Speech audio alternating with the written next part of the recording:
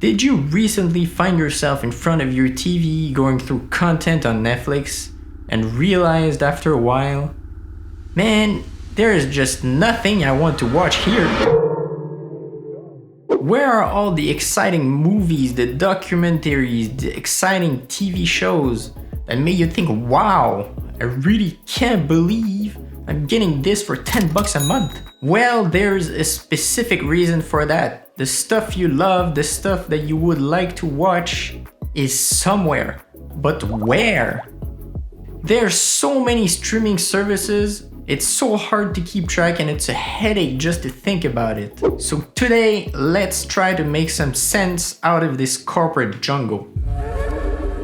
Depending on your age, you might remember movie and video game renting stores such as Blockbuster that were really popular in the early 2000s. But you also know that nowadays these stores are not around anymore, like at all. If we take Blockbuster as an example, its peak was around 2004, where it had around 9,000 stores worldwide. Their sales reached an all-time high and everything was pointing upwards. 3 years later, in 2007, Netflix and other competitors launched their video streaming service. The arrival of such a big market disruptor, coupled with the 2008 financial crisis and a string of bad managerial decisions, Blockbuster went down the drain in 3 years and called for bankruptcy in 2010. And it makes sense, right?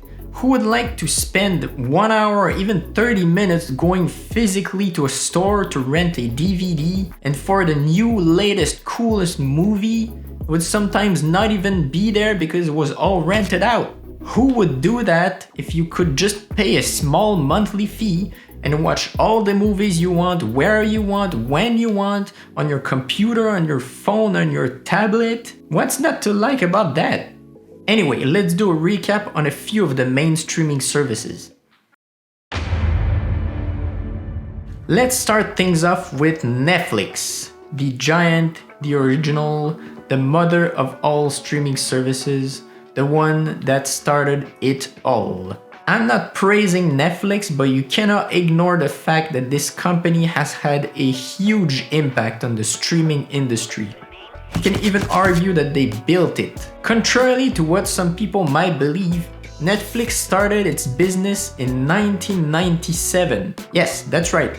They started their company 10 years before they started their streaming service. For the first 10 years, they were shipping out rented DVDs to people for a fixed monthly price. In 2007, they turned their business online and started to stream their content. Up until 2022, Netflix saw a really strong growth in their subscriber count.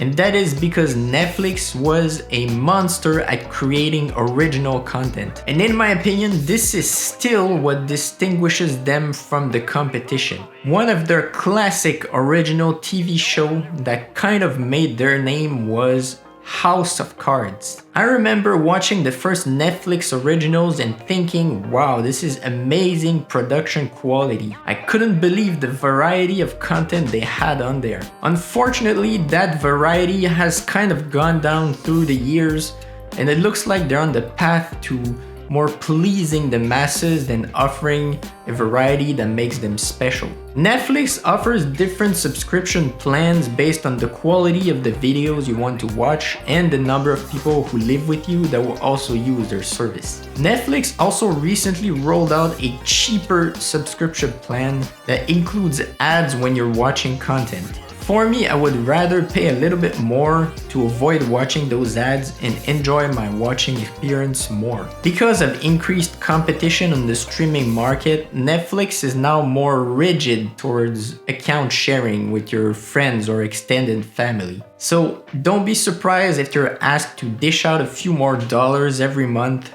so take that in note too.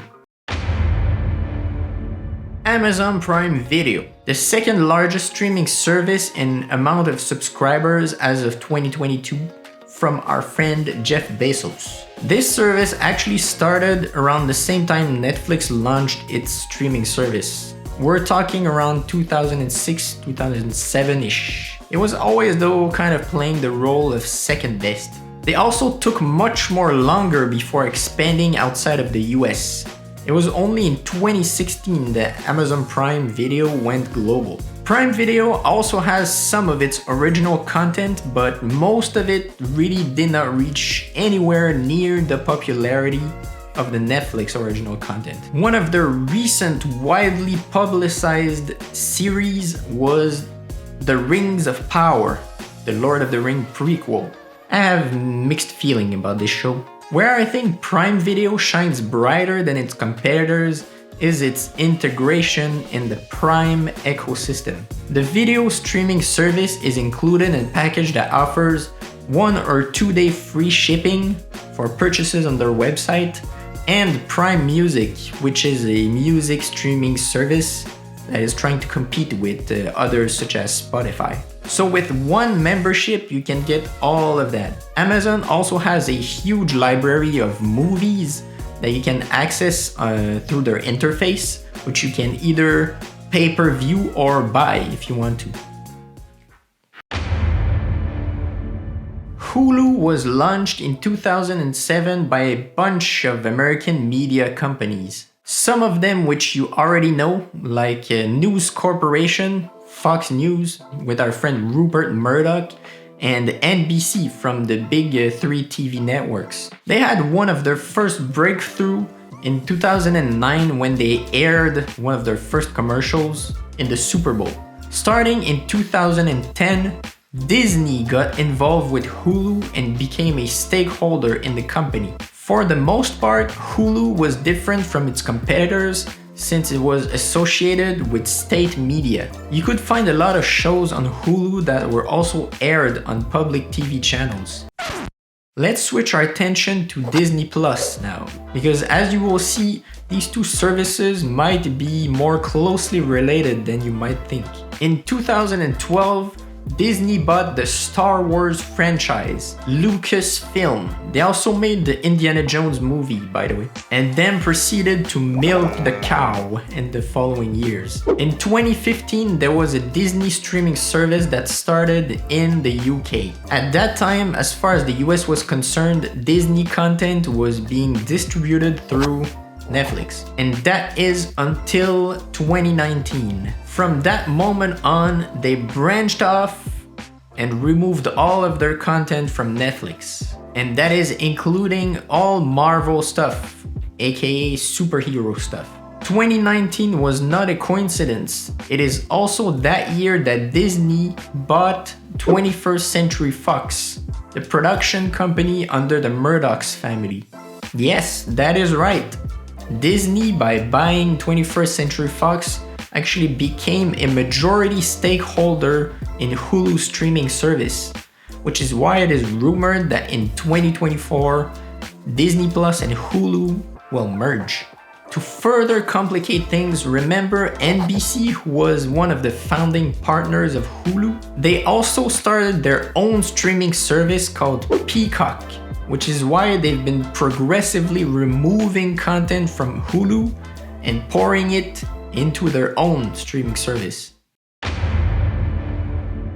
HBOMax is one of the newer players in the streaming industry that grew rapidly in popularity. It is a division of Warner Brothers, a movie production company that is famous for producing movies like Harry Potter, the Hobbit trilogy, or the 3 Batman movies from Christopher Nolan. Only recently launched in 2019, HBOMax is still in the process of extending its service outside of the US. In Canada, for example, HBOMax is not offered as a service of its own, but rather included in another company's service called Crave TV. One of the most distinguishing features of HBOMax is that it combines at the same time the most popular movies that were made by Warner Brothers and TV shows that come from the TV channels that they own, like HBO, the Cartoon Network, and Adult Swim. They are also starting to push out and publicize their content on their platform for series such as The Last of Us, which is based on a video game. Warner Brothers is the owner of DC's universe, which means if you're looking for Superman, Green Arrow, or Batman, HBOMax is or will be the place to go when the licensing deals eventually end up there. For all of you anime Japanese cartoon fans out there, there is a streaming platform specifically for you. If you want to watch all kinds of anime with quality subs, Crunchyroll is really the place for it. It started in 2006 as an independent video streaming platform, which was mostly hosting content from Eastern Asian countries. It progressively struck bigger and bigger deals to officially host and stream content on its platform. Content that was not officially licensed was then removed completely from their platform. After being mostly independent for many years, it was acquired by AT&T, then Warner Brothers, and then most recently by Sony in 2021.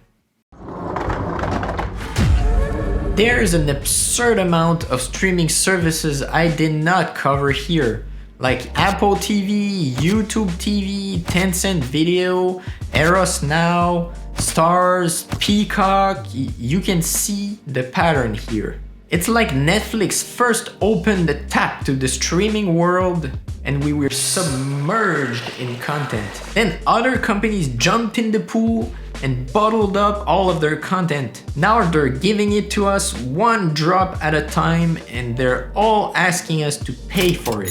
Netflix was a gold mine of content, but then it got diluted by all of its competitors, which is why it kind of feels empty at times. But that is, I guess, a disadvantage of the free market. So hopefully these explanations were of some help to you. If you're looking to get a membership for a video streaming service, I would suggest that you first look into the most popular ones like Netflix, Amazon Prime Video, Disney Plus, and HBO Max. Which one of those is your favorite streaming service?